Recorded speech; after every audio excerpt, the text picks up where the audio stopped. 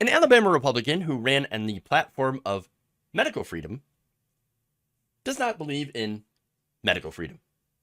I know, big surprise. In fact, he recently introduced a bill that would throw women in prison for getting an abortion, of course.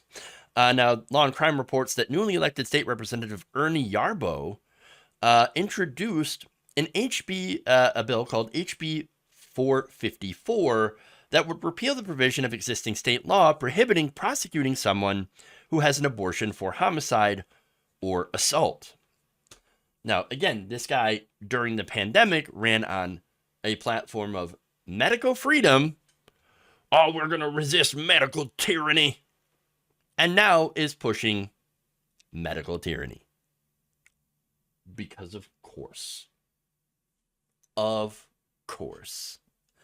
Now, the law would add a provision that prosecutions of homicide or assault where the victim is an unborn child shall be treated the same as prosecutions of a homicide or assault of a person born alive.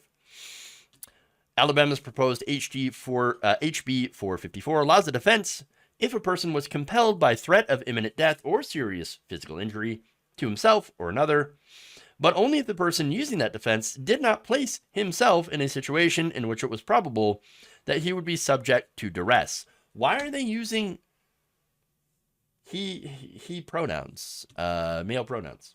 That seems odd. Especially considered that those being prosecuted under it are mainly going to be cis women. That said, they're not the only ones that could be prosecuted. There are non-binary people, as well as trans men who have not undergone bottom surgery or haven't gotten hysterectomies. And so, yeah, there is a case that him would apply in this case, but I don't think it's Alabama respecting people's pronouns. I just don't think that's the case right here. It would be great if it was, but also no, because this bill is awful and takes away all of their rights. Horrifying. Now,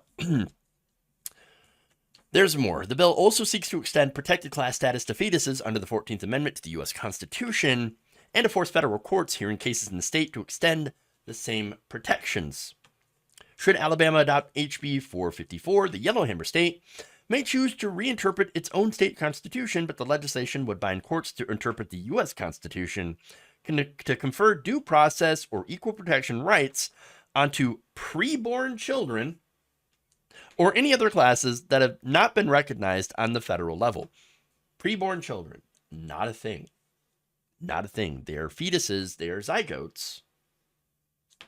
And yet, this bill would consider them to be fully protected human beings with 14th Amendment rights. Wow. So, fetuses and zygotes, fully formed human beings with 14th Amendment rights, but apparently women are not. Apparently women are birthing chambers. Their sole purpose, according to people who write these bills, are to gestate and then birth.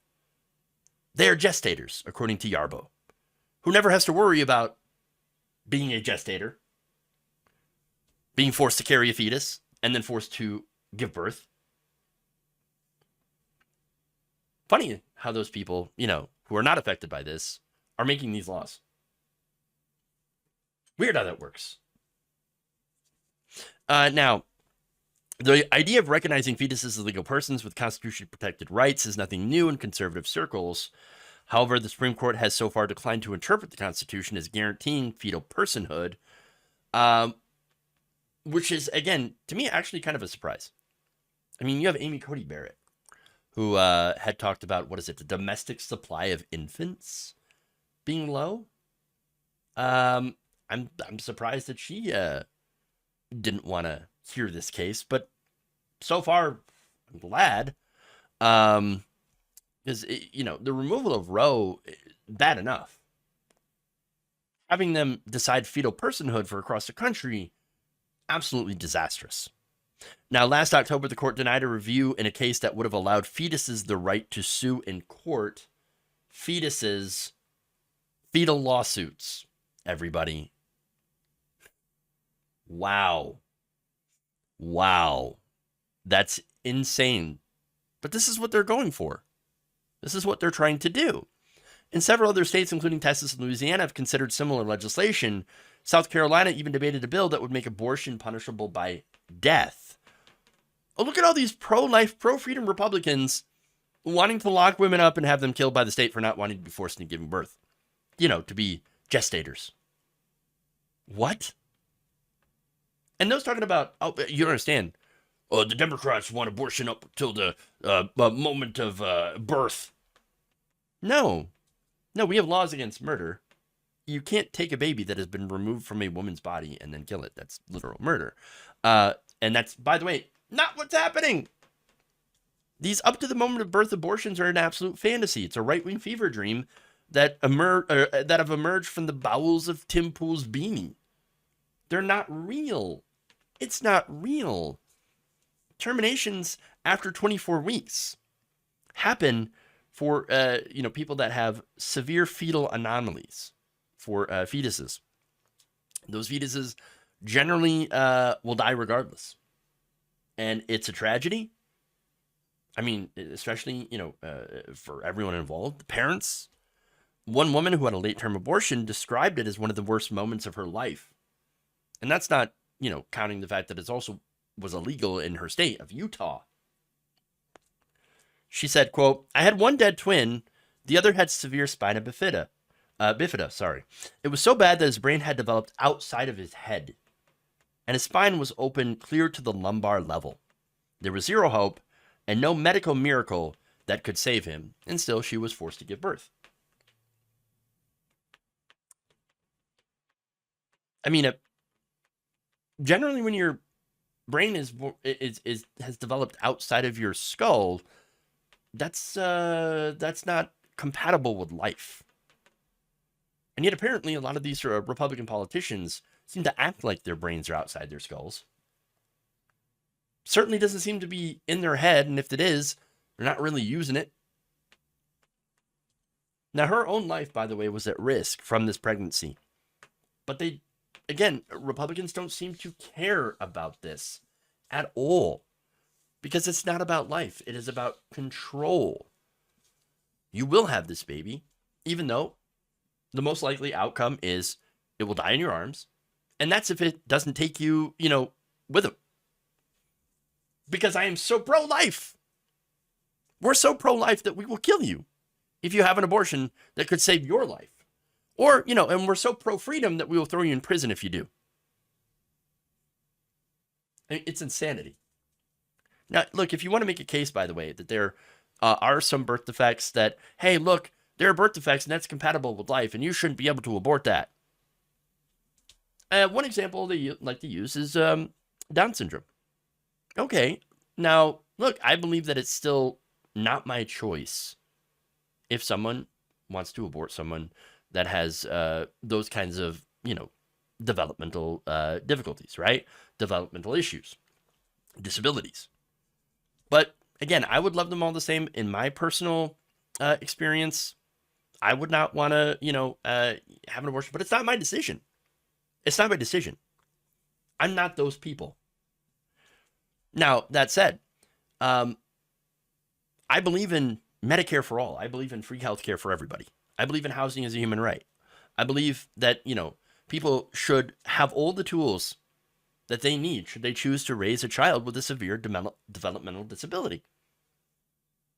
Because I believe that those people deserve a happy, healthy life, just like anyone else. I want that. I personally do want people with those kinds of disabilities, any disabilities, to live. And I want them to have all the things that they need to be happy and healthy, to live good lives. That's what I want. But it's not my place to choose for other families if they prefer to have abortion or not. That's not my choice. It's not any of our choices, except for the person that is having that child. Now, I think that my position to make a country where you have people that have enough, resources to choose life. I think that's important. That's a pro-life position. Now, you want to contrast that with the current right-wing pro-life position. As soon as they have that baby, well, they will not help that family at all. No help for you. No food stamps, no welfare, no health care, nothing. You get nothing. That's not a pro-life position. No, it's a pro-control position. We're going to control your life. We're going to control your body and pretend that we're the moral ones. That we're the ones that are actually the ones who are really pro-life, pro-human. No. It's always about control. Because if it was actually about life, you would ensure that every child is taken care of. And every person who is alive is taken care of.